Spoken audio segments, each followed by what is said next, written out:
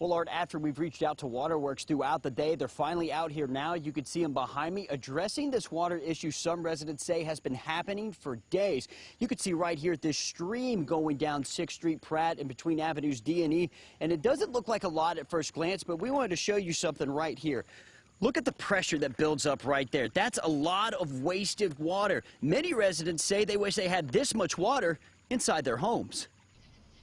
Well, Art and Sherry, even before this outbreak, they were already experiencing a shortage of staff. He tells me right now they're going to be fine picking up these extra shifts, but if stuff like this keeps happening, he says it's going to pose an even bigger problem going forward. Jake Chapman, who talked with local doctors about the mask guidance change. Jake? Well, Art and Sherry, experts I spoke with tonight say they're not shocked that we're wearing masks indoors again, but they wish the CDC had made this recommendation a few days sooner, as you mentioned, as cases continue to skyrocket here in Alabama and throughout the country. But to be back here again wearing masks with the vaccine available, experts are pretty frustrated. Well, Art and Sherry, it's been a long road for Hernandez and his family. He spent weeks in the hospital and months in a hotel with his family after his home was destroyed. But after months of therapy, to be where he is today, his family and doctors would say, is miraculous. Details are limited from the Department of Public Health and the Sheriff's Office. But when we did the math, almost a fourth of the jail's population has COVID-19, and community members fear it could go beyond those walls. The course is fully open now, and where we're at looks pretty good.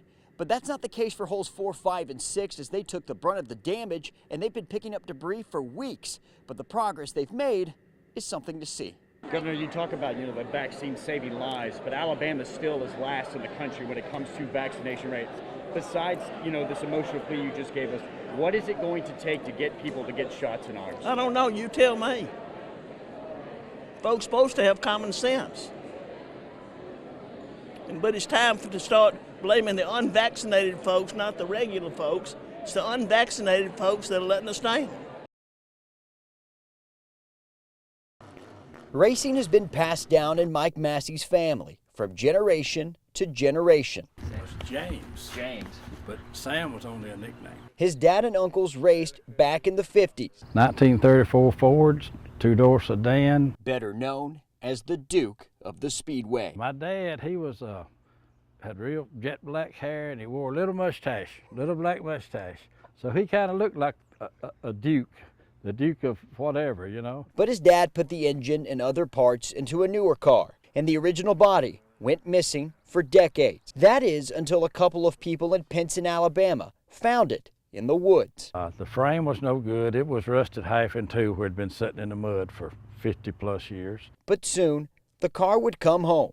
After my wife gave it to me, she bought it and gave it to me for Christmas. After that, Mike, his neighbor Tommy Robinette, and friend Scott Lowry started working on it. And spending money on it as we got the money ever since. And after 3 years, they brought back his dad's race car. While this car has new tires, new engine, and a little bit of adjustment to the body, there's still some of the original parts, like the steering wheel, the gas and brake pedal, and the name of the driver embedded on the body. It's bumpy, but it sure flies. Both Tommy and Scott convinced Mike to bring it to this year's World of Wheels and show off his family's race history. But Mike still had reservations. But I thought, well, they got all those pretty, shiny, high-dollar cars down there and motorcycles. And I say, who's going to look at this, To his surprise, his car stole the show. What do you tell him?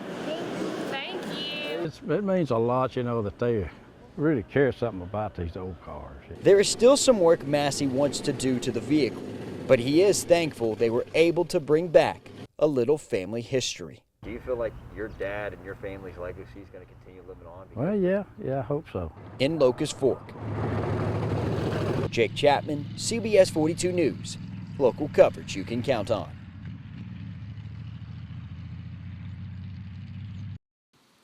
Nervous is one way to describe how 81-year-old John Saffa of Center, Alabama felt when he discovered he had a baby brother. I never thought that this was ever going to happen. John's mother gave him away when he was young, so he never knew if he had any siblings or other relatives. His daughter Jonna suggested taking a DNA test to see if he had any family out there, And what they discovered would change everything. You got 7 nephews, you got a niece, and you got a brother. And I said, I got a brother. His 71-year-old brother, Tom Moore, lives in Arizona. They connected with each other online in December. They started having conversations daily. But due to John's health, he couldn't fly out to meet Tom and his family. So Moore decided to come out and see him. Once I booked the ticket, I knew I was coming, and I knew we were going to see each other in person. Hey, brother. Good to see you. All right. It's so good to see you. Yeah, good to see you too. They say most family connections take time to form, but they seem to have hit it off immediately when they shared their love for baseball, though they don't necessarily agree with who to cheer for. Now, he's an Arizona fan. Of course, I'm a Braves fan. I don't hold that against him. But that doesn't change how he feels about his baby brother. No, I got a brother. And he knows I love him. And I know he loves me. And it's a connection they will cherish forever. I'm going to be in touch with him until he gets tired of it. You don't run into a story like that often, do you? No. In Center, Alabama. You look, well, I see your eyes and your nose looks just like Mom. I mean, you look just like her. Jake Chapman, CBS 42 News. Local coverage you can count on. We have a health update tonight on college football legend and Birmingham native Bobby Bowden. Coach announced that he's been diagnosed with a terminal medical condition. Jake Chapman reports tonight from Bowden's alma mater, Samford University. Bobby Bowden is one of the greatest college football coaches of all time. But when the news broke about his condition, people who knew him say it was the man off the field that made him an icon. Not only the greatest football coaches that's ever lived, he's one of the greatest human beings that's ever lived. One of the winningest college coaches of all time. Well, he's a legend. And inspiring to all who love the game of football. Been an example to all of us. You know, he's one of those guys that made us all want to coach when we were younger. But before he became the legend at Florida State we all know, the Birmingham native was a player and head coach at Howard College, now Samford University. Got a statue in front of our football stadium. Our field is the Bobby Bowden Field, and he'll be remembered here for a long time. Athletic Director Martin Newton says Coach Bowden is a true ambassador of the university. And it doesn't matter if you're the president, if you're the janitor, if you're the athletics director, everybody he came in contact with, he treated with such respect. But someone who may know Coach Bowden better than most of us. Because people don't realize he and I are very close. Former Florida State and current Texas A&M head coach Jimbo Fisher. The philosophies I have offensively and a lot of different things still reside with Coach Bowden in Florida State and the things he meant to us. He says he'll forever be thankful for Coach Bowden and his entire family. But how importantly Bobby was and what he treated me like and when I was coaching under him and what I learned. Though Wednesday's news is tough, everyone believes Bowden's impact will last forever. And I don't think the game would be the same without him. It's very sad, but at the same time, he lived a tremendous, tremendous life and affected a lot of great people. Reporting in Birmingham, Jake Chapman, back to you. Jimbo. And that was a true saying. 81-year-old Robert Vickers played pitcher and catcher in the Negro Leagues from 1956 to 1974. To travel over the country on the bus. And he's one of the last living members of the Birmingham Black Barons. Because I kept the Navy. Vickers, like many in Fultondale, lost his home from the EF3 tornado in January. Robert says he slept through it. The water was coming in on me and the house looked like a convertible. It had taken the roof off. He was trapped inside for a moment. Furniture had blocked every entrance. Was there any moment of fear that you weren't going to make it out? Oh no, I live on faith. The fire department got him out. Besides his home, he lost many of his possessions, including.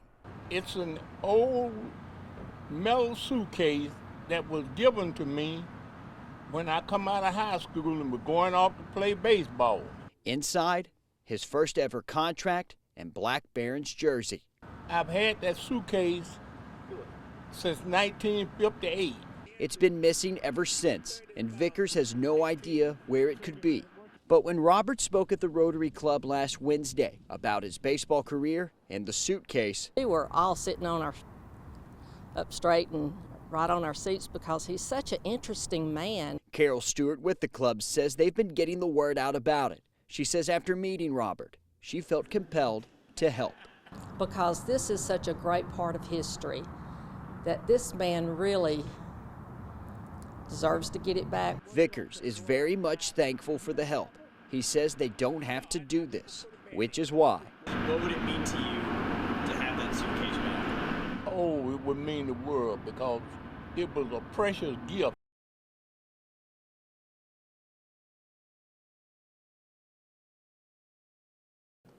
Golf is a big deal to this city and to this state. Shoal Creek Club has some of the best views in the area. And showing between Oak and Double Oak Mountain, and so 17 is my favorite.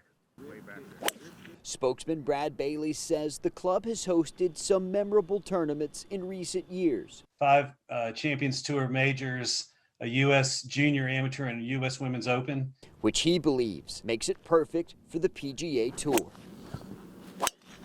The city of Birmingham is no stranger to big sporting events. We hosted Olympic soccer, back in the 90s. We have the World Games coming. We hosted the U.S. Women's Open. Michael Eady with Night Eady says with the tour, crowds of people will fill hotels, restaurants, and shops. All of these things affect the local economy in a dramatic way when any type of event like this comes in town. The last time the PGA was in Birmingham was in 1990. Where the owner at the time, Hal Thompson, made racist remarks about African-American members, which caused major controversy. Bailey says the club isn't that way. And certainly, we always strive to be better, and we will continue to strive to be better every day. As he hopes the tour will choose the Magic City. We think we'll put our best foot forward, and we hope we have an opportunity to show Alabama again what the PGA Championship would mean here and how big of an event it is.